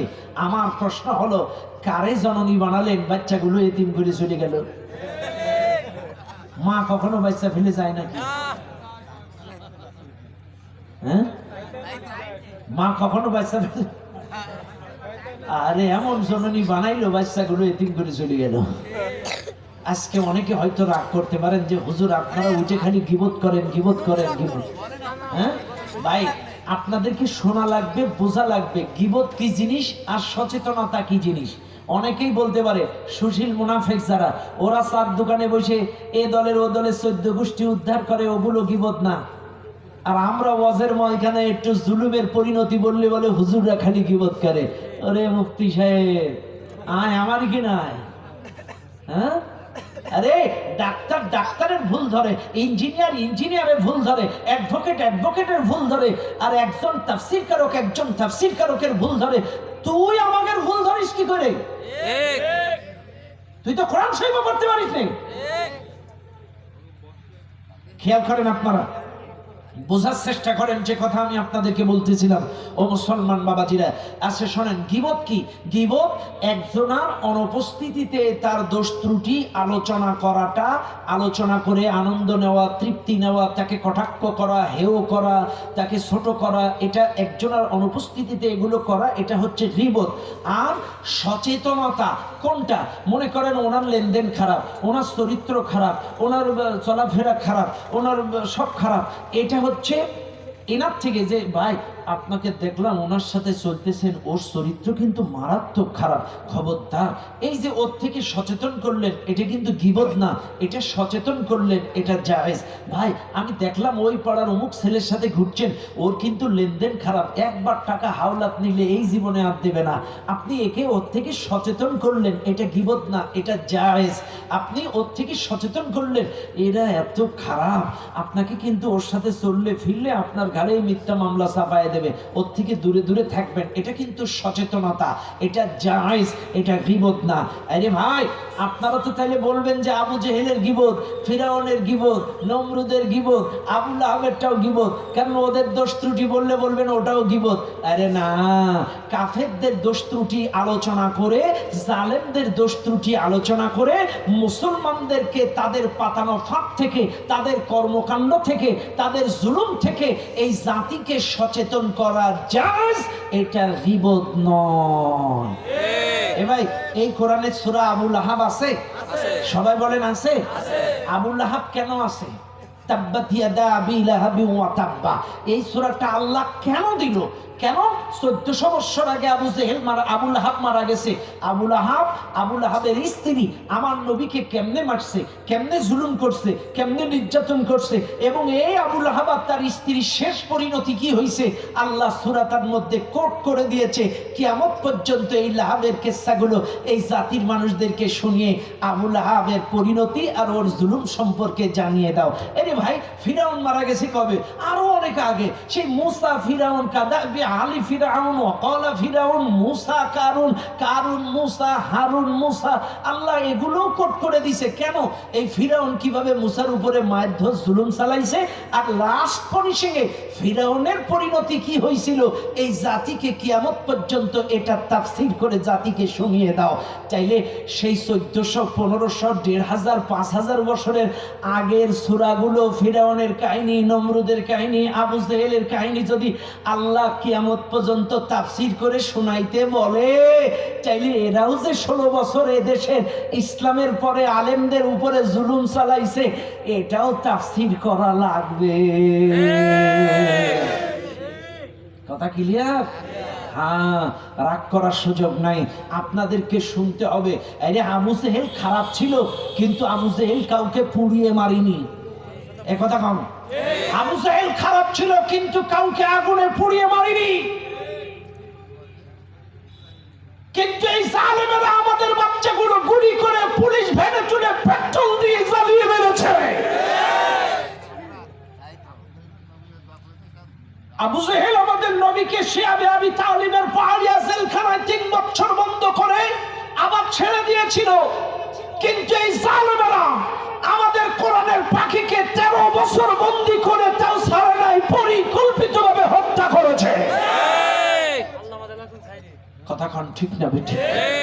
কাজী এই জালেমেরা ফিরাউনকে, নমরুদকে পর্যন্ত হার মানিয়েছে। কথা বলেন ঠিক না বেঠিক? কাজী মনে রাখবেন মুসলমান বাবাজিরা আমার, রাগ করার কোনো সুযোগ নাই। তবে কেউ যদি ওই দলের অনুসারী এই মাহফিলে থেকে থাকেন, আশেপাশে শুনে থাকেন, কেউ যদি এখনো তলে তলে রিলেশন রেখে থাকেন, তাদের উদ্দেশ্যেও একটা আয়াত বলে যায় আল্লাহ কোরআন, فمن تاب من بعد ظلمه واصلح فان الله يتوب عليه। আল্লাহ বলছেন কোন জালেম জুলুম করার পরে যদি ভুল বুঝতে পেরে তওবা করে অনুতপ্ত অনুশোচিত হয়ে যদি আল্লাহর দিকে, কোরআনের দিকে ফিরে আসে, আমি আল্লাহ তাদেরকে মাফ করে দেব। যদি জুলুম করার পরে কেউ যদি ভুল স্বীকার করে যে আর ভুল হয়েছে, আমি আসলে অন্যায় করছি, এই ভুল স্বীকার করে যদি কেউ ফিরে আসে, আমি আল্লাহ তাদেরকে মাফ করে দেব। আর যদি তা না করে, তলে তলে ওদের সাথে লিঙ্ক রাখে, তলে তলে শান্ত দেশটাকে অশান্ত করার পায়তারা করে, আল্লাহ রাসূল বলছেন মান তাশাব্বাহা বিকওমিন ফাহুয়া মিনহুম, যার সাথে যার মহাব্বত তার সাথে তার কিয়ামত। 16 বছর ওরা যত খুন, যত গুম, যত দুর্নীতি, যত জুলুম, যত হত্যা, যা কিছু করেছে, ওই সমপরিমাণ দায়ভার নিয়ে আপনাকে ওদের সাথে কিয়ামতের ময়দানে আসামির কাতারে দাঁড়ানো লাগবে। আর যদি তওবা করে ফিরে আসেন, আল্লাহ আপনাকে মাফ করে দেবে। এই জন্য ফিরে আসেন, ফিরে আসেন, ফিরে আসেন। আল্লাহ আপনাদেরকে মাফ করে দেবে। কথা বল ঠিক না বেটি? বার আমার চাইলে লক্ষ্য করুন, যে কথা আমি আপনাদেরকে বলছিলাম, চাইলে দ্বীনের একটা অর্থ হচ্ছে রাষ্ট্রীয় আইন, দ্বীনের একটা অর্থ হচ্ছে আনুগত্য, দ্বীনের একটা অর্থ হচ্ছে ইসলামী জীবন ব্যবস্থা। এই মাহফিলে যারা আছেন প্রত্যেকটা কথা একটু হৃদয়ের কান দিয়ে মনোযোগ দিয়ে শোনেন।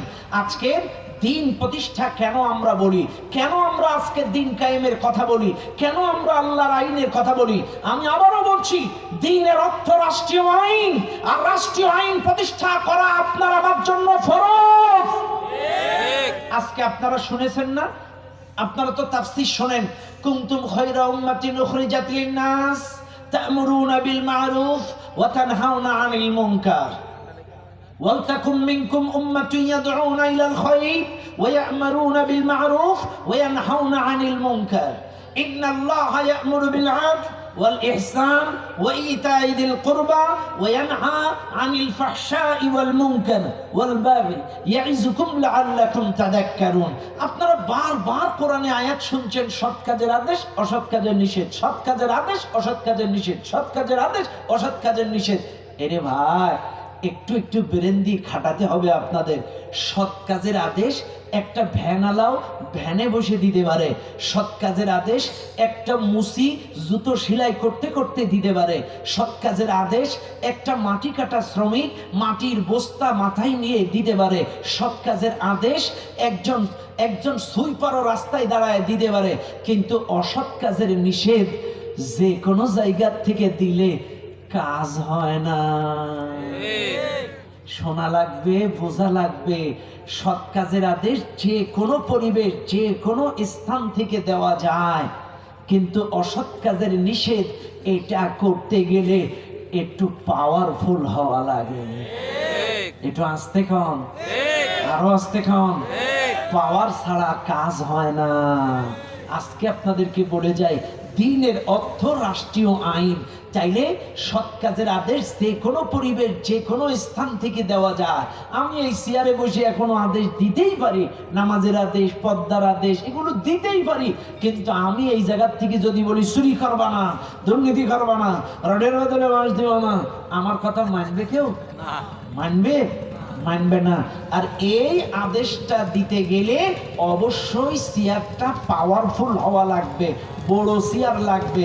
চেয়ার যদি বড় হয়, আদেশ নিষেধ কার্যকর হয়। এই কথা বলেন, চেয়ার যদি বড় হয়, আদেশ নিষেধ কার্যকর হয়। আপনাদের মসজিদের মেম্বার, যে মসজিদের মেম্বারে বসে ইমাম সাহেব খুতবা দেয়, ওইটারে কি বলেন? মেহরাব বলেন না? এটারে মেম্বার, এটাও একটা চেয়ার। এই যে আমি এখানে বসে আছি, এটাও একটা চেয়ার। আবার ইউনুস কাকুরটাও চেয়ার। কথা না চেয়ার না? আমরা এই চেয়ারে বসে 5 মাস ওয়াজ করলাম, খবরদার রাস্তায় চুরি ডাকাতি করবেন না, কোনো এই শান্ত দেশটাকে অশান্ত করার ষড়যন্ত্র করবেন না। আমাদের এই চেয়ারের ওয়াজ 5টা মাস ধরে কাজে লাগেনি, কিন্তু স্বরাষ্ট্র মন্ত্রণালয়ের স্বরাষ্ট্র উপদেষ্টা বলছেন, ডেভিল হান্ট চালু কর।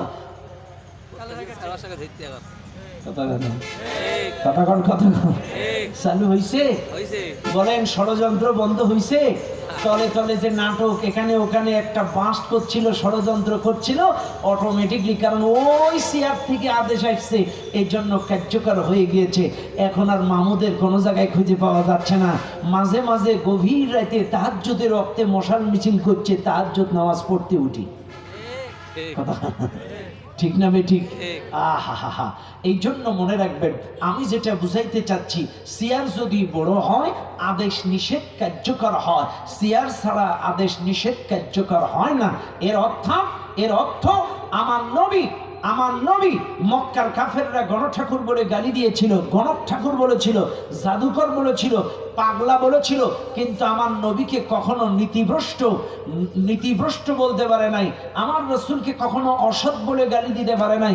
আমার রসুলকে কখনো বিভিন্নভাবে মিথ্যাবাদী বলে গালি দিতে পারে নাই।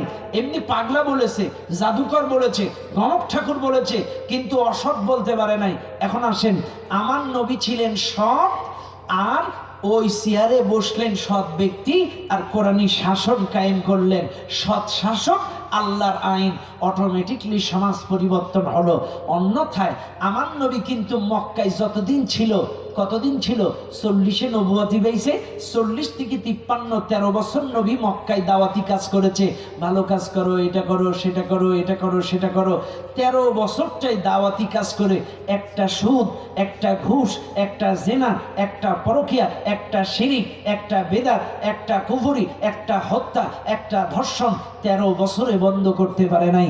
যখন আমার নবী মক্কা থেকে মদিনায় গেল, মানুষকে দাওয়াতি কাজ করে ওহুদ, বদর, খন্দক লড়াই করে এই সিয়ার পরিবর্তন করে আমার নবীর মতো সব ব্যক্তি এই সিয়ারে বসলো এবং কোরআনী শাসন চালু করলো। অটোমেটিকলি সমাজ পরিবর্তন হয়ে গেল। এটাই ছিল সবচাইতে বড় দিন, এটাই ছিল সবচাইতে বড় দিন, এটাই ছিল সবচাইতে বড় দিন।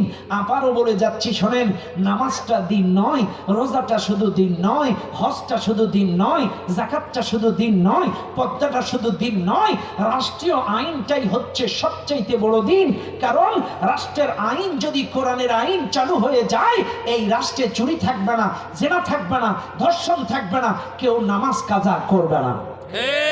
কিন্তু মানুষ বুঝে না, মানুষ বুঝে না আজকে রাষ্ট্রীয় আইন কায়েমের ব্যাপারে কোনো ভূমিকা নাই। শোনেন, আজকে নামাজ যেমন ফরজ, রোজা যেমন ফরজ, হজ যেমন ফরজ, পর্দা যেমন ফরজ, যাকাত যেমন ফরজ, প্রত্যেকটা ইমানদারের জন্য আল্লাহর জমিনে আল্লাহর দ্বীন কায়েমের চেষ্টা করাটাও ফরজ। এখন আপনারা বলবেন, হুজুর, যদি এই চেষ্টা আমরা না করি কি হবে? হ্যাঁ, এবার একটু সহজে বুঝাই। আপনারা বিয়ে করেছেন কারা কারা? একটু হাত তুলবেন। আচ্ছা, নামান। আরে আবার দেব না, হাত নামান। চেয়ারম্যান, তুই বিয়ে করনি নাকি? হাত তোলো। হ্যাঁ, ঠিক আছে। খেয়াল করেন, বিয়ে যারা করেছেন কয়টা কবুল পড়ছিলেন? হ্যাঁ, আসলে ইসলামী শরিয়া মোতাবেক একটা কবুল পড়লে কিন্তু হয়ে যায়। ইসলামী শরিয়া মোতাবেক একটা কবুল পড়লে কিন্তু বিয়ে হয়ে যায়। কিন্তু আমরা বাংলাদেশের মানুষ খুব ভালো, তো এই জন্য 3 বার বলে ওভার শিওর করে নিই, কবুল কবুল কবুল কবুল কবুল, ঠিক না? কবুল কবুল পড়ে বিয়ে হয়ে গেল। পরের দিন সকালে বাসর ঘর শেষ। পরের দিন সকালে ইয়া বড় একটা নামের তালিকা, লিস্ট, একটা বাজারের তালিকা, বউ এসে স্বামীর হাতে ধরায় দিছে, নাও। কি? স্বামী বেচারা তালিকা পড়ে দেখে লিপস্টিক, আইলানা, তিব্বত কদুর তেল, লাখ সাবান, ভুরু প্রেম, হানি, বাদাম, তারপরে কিসমিস, এরপরে মেকআপ বক্স, আনুমানিক 35,000 টাকার একটা তালিকা। কত টাকা? কত টাকা? 35,000 টাকার একটা তালিকা স্বামীর হাতে ধরায় দিছে। স্বামী তখন বলছে, বউ, যখন আমি তোমাকে কবুল পড়ছি, তোমার আত্মীয় স্বজনও ছিল, আমার আত্মীয় স্বজনও ছিল, উভয় পক্ষের সম্মুখীন, উভয় আত্মীয় স্বজনের সম্মুখীন আমিও কবুল কবুল কবুল বলেছি, তুমিও কবুল কবুল কবুল বলেছো। এই কবুলের মধ্যে এইগুলো দেওয়া লাগবে, এটা তো বলা ছিল না। বুঝলেন আপনারা? আমি যে তোমার আত্মীয় স্বজনের সামনে কবুল কবুল করে বিয়ে করলাম, এই যে এগুলো দেয়া লাগবে, এটা তো বলা ছিল না। আমি পাইতাম। স্বামী বেচারা বাড়ির থেকে চলে গেছে। বিকাল বেলায় এসে দেখে বউ বাড়ি নেই। টেলিফোন করছে, ও প্রিয়া তুমি কোথায়? তখন প্রিয়া বলছে, আমি আমার এক্স বয়ফ্রেন্ডের বাড়ি। তখন বলছে, এক্স বয়ফ্রেন্ডের বাড়ি কেন? তখন বলছে, দেখো, আজকের রাতটা আমার বন্ধুর বাড়ি, একই বিছানায়, একই খাটে, একই রুমে থাকবো, কাল আবার তোমার বাড়ি। স্বামী বেচারা তখন বলতেছে, দেখো, তুমি আমার জান, তুমি আমার টিয়া, তুমি আমার ময়না, তুমি আমার জাদু। তুমি কোনো বান্ধবীর বাড়ি 3 রাত থাকো, আর কোনো আপত্তি নেই, কিন্তু বন্ধুর বাড়ি একই বিছানায়, একই ঘরে রাত থাকবা, একই মেনে নেওয়া যায়? তখন স্ত্রী বলছে, দেখো, তুমিও আমাকে কবুল পড়েছো, আমিও তোমাকে কবুল পড়েছি। এই কবুলের মধ্যে, তোমার কবুলে যদি শাড়ি, সাবান, সোটা, তেল, এই ভরণ পোষণ যদি তোমার কবুলে না থাকে, চাইলে আমিও তোমাকে কবুল পড়ে বিয়ে করছি, রাতখানি তোমার বিছানায় থাকতে হবে, অন্য ঘরে যাওয়া যাবে না, আমার কবুলেও বলা নেই। কথা বুঝেন না আপনারা? তোমার কবুলে যদি তেল, সাবান, ভরণ পোষণ, খাদ্য খাবার না থাকে, তো আমার কবুলেও রাতখানি তোমার কাছে থাকতে হবে, এটাও বলা নেই। ও ভাই, যেদিন বিয়ে হয় দেখবেন মেয়ের হাতটা ছেলের হাতে দিয়ে বাবা বলে দেয় যে বাবা আমার মেয়েটা তোমার হাতে তুলে দিলাম, এরকম করে তুলে দেয়। এটার অর্থ কি? এটার অর্থ হলো যে এই মেয়েটাকে কবুল পড়ে হাতে হাত তুলে দেওয়ার অর্থ হলো এই মেয়েটা যতদিন বাঁচবে, ওই বউ যতদিন বাঁচবে, ওই স্ত্রীকে ততদিন ভরণ পোষণ, খাদ্য, খাবার, সাবান, তেল দিতে হবে। এটা কবুলের দায়িত্ব এবং কর্তব্য। এই কথা কোন না? একদিনের কবুলের ভেতরে মৃত্যুর আগ পর্যন্ত বউকে ভরণ পোষণ দিতে হবে, এটা কবুলের শর্ত। এবার আসেন, একদিনের কবুলের ভেতরে ওই স্বামী যতদিন বাঁচবে ওই স্ত্রী ও স্বামীর বিছানা ছাড়া পর পুরুষের বিছানায় যেতে পারবে না, এটাও কবুলের দায়িত্ব, কর্তব্য, কবুলের শর্ত। এবার আসেন, স্বামী যদি ভরণ পোষণ না দেয়, কবুলের শর্ত ভুলে যায়, স্ত্রী যদি পর পুরুষের বিছানায় যায়, কবুলের শর্ত ভুলে যায়, এই সংসার কি টিকবে? আরো জোরে কোন টিকবে? এই সংসার টিকবে না, অশান্তি লেগে যাবে, কিলাকিলি, ঘুষুঘুষি, চুল ছিঁড়াছিঁড়ি, মারামারি, কিলাকিলি, নাক ফাটাফাটি, এক পর্যায়ে তালাক তালাক তালাক, তুই তালাক, তোর মা তালাক, তোর 14 গোষ্ঠী তালাক, সব তালাক দিয়ে বাপের বাড়ি পাঠায় দিল। ভাইরে, বোঝার জন্য বলছি, চাইলে একদিনের কবুলের সত্য ভুলে গেলে যদি মারামারি লেগে তালাক দিয়ে বাপের বাড়ি পাঠায় দেয়, আমার আল্লাহ বলছে বান্দা, যেদিন থেকে তোমরা এই মুখ দিয়ে স্বীকার করেছো লা ইলাহা ইল্লাল্লাহ, ওই দিনের পর থেকে একদিনের কবুলের ভেতরে যেমন মৃত্যুর আগ পর্যন্ত বউকে শাড়ি, সাবান, ছোটা দিতে হবে, এটা যেমন কবুলের শর্ত, যেদিন থেকে এই জবান দিয়ে কালেমা স্বীকার করেছো, ওই দিনের পর থেকে এই জমিনে আল্লাহর দ্বীন কায়েম করতে হবে, এটা তোমার ঈমানি শর্ত। শুনে নাও, কবুলের শর্ত ভুলে গেলে যেমন মারামারি লেগে যায়, কবুলের শর্ত ভুলে গেলে যেমন সংসারে অশান্তি লেগে যায়, কবুলের শর্ত ভুলে গেলে যেমন চুল ছিঁড়াছিঁড়ি, কিলাকিলি, ঘোটাঘুটি, তালাক দিয়ে বাপের বাড়ি পাঠায় দেয়। তোমরা যারা কালেমা পড়েছো কিন্তু ইসলামী আন্দোলন করো না, তোমরা যারা কালেমা পড়েছো কিন্তু দ্বীন কায়েমের চেষ্টা করো না, এই জমিনে দ্বীন প্রতিষ্ঠার আন্দোলন করো না, আমি আল্লাহ তোমাদেরকে মরার পরে তালাক দিয়ে জাহান্নামে ঢুকায় দেব।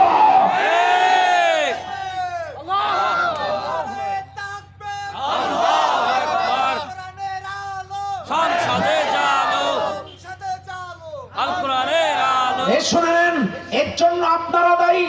কারণ যদি কবুলের সত্য ভুলে গেলে যদি সংসারে অশান্তি লাগে, আজকের এই 90% মুসলমানের দেশে আপনারা কালেমা পড়েছেন কিন্তু দ্বীন কায়েমের আন্দোলন করেন না। আজকে কেন এত খুনাখুনি, কেন এত মারামারি, কেন 16 বছর এই জালেম স্বৈরা শাসন চালালো? এর জন্য আপনারা দায়ী।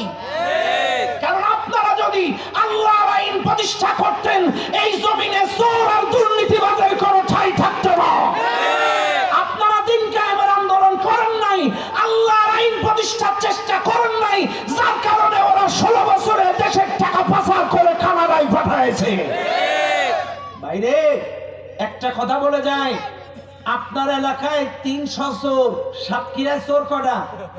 300 চোর। কয়টা চোর? কথা বলছি, 300 চোর, কিন্তু বাড়ি আছে 3 লাখ। কয় লাখ? 300 চোরের ভয়ে 3 লাখ বাড়িতে 9 লাখ তালা মারে। বুঝেন? 300 চোরের ভয়ে 3 লাখ বাড়িতে 9 লাখ তালা, ঘরে তালা, সিঁড়িতে তালা, মোটরসাইকেলে তালা, বাথরুমে তালা, সিঁড়ি ঘরে তালা, পাঁচিলে তালা, গাড়ির গ্যারেজে তালা। তাহলে 300 চোরের ভয়ে 3 লাখ বাড়িতে 9 লাখ তালা। তালা লাগানোর কথা তো আপনাকে বলা হয়নি, বলা হয়েছিল আস-সারিকু ওয়াস-সারিকাতু, চোর চুরি করলে চোরের হাত কেটে দাও। এই আইনের পক্ষে থাকো, এই আইন প্রতিষ্ঠা করো। যদি তোমরা তালা না লাগিয়ে আল্লাহর আইন প্রতিষ্ঠা করতে, একটা চোরের হাত কেটে দিলে, চোর চুরি করলে চোরের হাত কেটে দাও।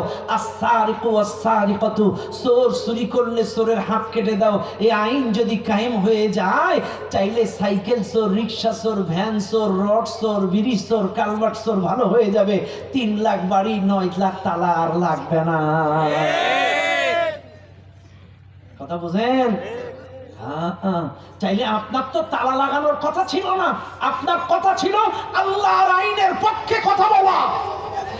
আপনি নামাজি, আপনি দাঁড়িয়ালা, আপনি হাজি, আপনি মুন্সি, আপনি আল্লাহর আইন প্রতিষ্ঠার চেষ্টা করবেন, কিন্তু তা না করে আপনি তালা মেরেছেন। আরে চোর যে করে আর চুরি যে সহে এ তো সমান কথা না? আপনারা চুরির আইনের বিপক্ষে আইনটা পাশ করার চেষ্টা করেননি, কোরআনী শাসন প্রতিষ্ঠার চেষ্টা করেননি। কয়দিন আগে দেখলাম দেবাটায় ৬৭ বছরের এক মহিলা ধর্ষণ, এই দেবাটায়। এর কয়দিন আগে দেখলাম আমাদের আশাশনীতে ৬ বছরের এক মেয়ে ধর্ষণ। ভাইরে, চাইলে আপনি ওই ধর্ষণ দেখে পেপারের নিউজ পড়ে বাড়ি এসে আস্তাগফিরুল্লাহ আস্তাগফিরুল্লাহ আস্তাগফিরুল্লাহ, মানুষ আস্তাগফিরুল্লাহ আস্তাগফিরুল্লাহ,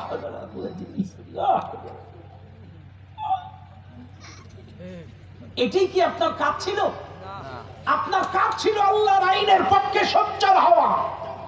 ৬৭ বছর এবং ৬ বছরের কোন মেয়ে যাতে এই দেশে ধর্ষণ না হয়, এজন্য আল্লাহর কোরআনী শাসন প্রতিষ্ঠায় সোচ্চার হওয়া। আল্লাহর আইন যদি কায়েম হয়ে যায়, বাংলাদেশে ধর্ষণ যেভাবে থাকবে না। কিন্তু আপনি তা করেননি, খালি বাড়ি এসে আস্তাগফিরুল্লাহ, ওরা কি মানুষ? এটা তো আপনার কাজ ছিল না। আপনার কাজ ছিল আল্লাহর আইন প্রতিষ্ঠার চেষ্টা করা। কারণ এই আইন যদি কায়েম হয়ে যায়, আয-যানিয়াতু ওয়াজ-যানি, এই আইন যদি কায়েম হয়ে যায়, এই দ্বীন যদি কায়েম হয়ে যায়, এই শাসন যদি কায়েম হয়ে যায়, কোনো বাচ্চা ধর্ষণ হবে না, কোনো বয়োবৃদ্ধ মহিলা ধর্ষণ হবে না। বীর আগে ধর্ষণ করলে ১০০ চাবুক, আর বীর পরে ধর্ষণ করলে বুক পর্যন্ত মাটিতে পুঁতে পাথরের আঘাতে মাথার খনি উল্টায় দিয়া শেষ করে দেওয়া। একটা ধর্ষককে যদি এই শাস্তি দেওয়া হয় এই জজ কোর্টের সামনে, পরের দিন থেকে সাতক্ষীরায় আর ধর্ষণ হবে। এই আইনের পক্ষে থাকার কথা ছিল, আপনার ইস্তেগফার পড়ার কথা ছিল না। কিন্তু আপনি কপাল পোড়া মুসলমান, বুঝবেন, বেয়াদবি মাফ করবেন। এই জন্য আপনারা মনে করেন যে আমরা শুধু কালেমা পড়বো, জিকির করবো, সুবহানাল্লাহ বিহামদি সুবহানাল্লাহিল আযীম, কিয়ামতে অবশ্যই ধরা খাওয়া লাগবে। কারণ একজন মুসলমান যখন কালেমা স্বীকার করে, তার ঈমানি দায়িত্ব, ফরজ দায়িত্ব, আল্লাযীনা আমানু ইউকাতিলুনা ফি সাবিলিল্লাহ, তার ফরজ দায়িত্ব আল্লাহর জমিনে আল্লাহর দ্বীন কায়েমের জন্য লড়াই করা। শুনে নেন দুনিয়ার মানুষ, এই কালেমাটা মনে প্রাণে মেনে নিলেন। আল্লাহ ছাড়া আইনদাতা নাই, বিধানদাতা নাই, মাহবুদ নাই। ও মুসলমানেরা, চাইলে বলেন তো, আল্লাহর নবী সৎ আর কোরআনী শাসন কায়েম করলো, সমাজ পরিবর্তন হয়ে গেল। আজকে কি আপনারা বাংলাদেশে এরকম কিছু চান কি চান না? আরো জোরে বলেন, আরো জোরে বলেন। আল্লাহর জমিনে আল্লাহর শাসন কায়েম হোক, দ্বীন কায়েম হোক, কোরআন কায়েম হোক, সব ব্যক্তিটা শাসক হয়ে যাক, চান কি চান না? চান চান চান। শুনে নেন, আজকের আলিপুরের মুসলমান, বেয়াদবি মাফ করবেন, বুঝার চেষ্টা করবেন। মান ইয়াশফা শাফাআতান হাসানাতান ইয়াকুল লাহু নাসীবুম মিনহা। আপনি যদি কাউকে ভালো কাজের জন্য সুপারিশ করেন, কোন ভালো মানুষকে সমর্থন করেন, কোরআনওয়ালা, নবীওয়ালা, আল্লাহওয়ালা, একজন নবীওয়ালা কোরআনওয়ালা মানুষকে যদি সমর্থন করেন, সাপোর্ট করেন, যদি সমর্থন করে দেন, ওই লোকটা ওই জায়গায় যাওয়ার পরে যত ভালো কাজ করবে, এর একটা অংশ আপনার আমল নামায় আসতেই থাকবে, আসতেই থাকবে 5টা বছর।